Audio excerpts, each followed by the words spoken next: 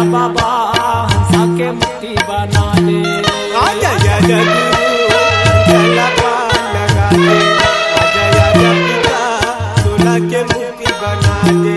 आजा आजा गुरु हंसाला पार लगा दे। आजा आजा गुरु चोला के मुक्ति बना दे। आजा आजा गुरु चला पार लगा दे। आजा आजा पिता चोला के मुक्ति बना दे।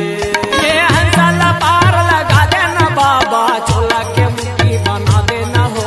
हंसाला पार लगा दे। ये हंसाला पार लगा देना पिता चोला के मुक्ति बना देना हो। हंसाला पार लगा आजा आजा गुरु हंसाला पार लगा दे। आजा आजा बाबा चोला के मुक्ति बना दे। आजा आजा गुरु हंसाला पार लगा दे। आजा आजा पिता चोला के मुक्ति बना दे।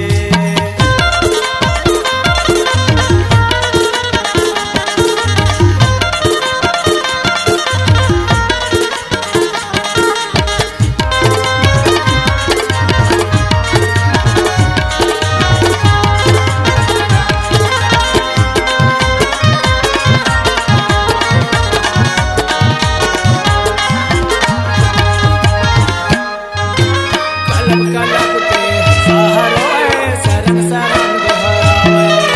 दया के पार लगा देना पिता चरण शरण दोहरावे। कलब कलब के सहरोए चरण शरण दोहरावे।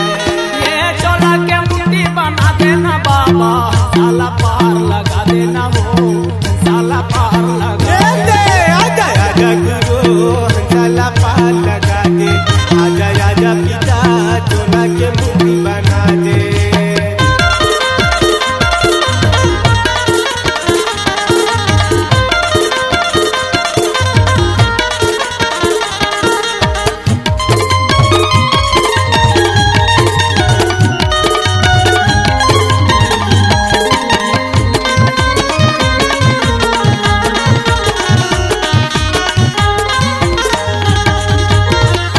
लोहन के एक ठिकरी भैया बामन बिछी के झारे।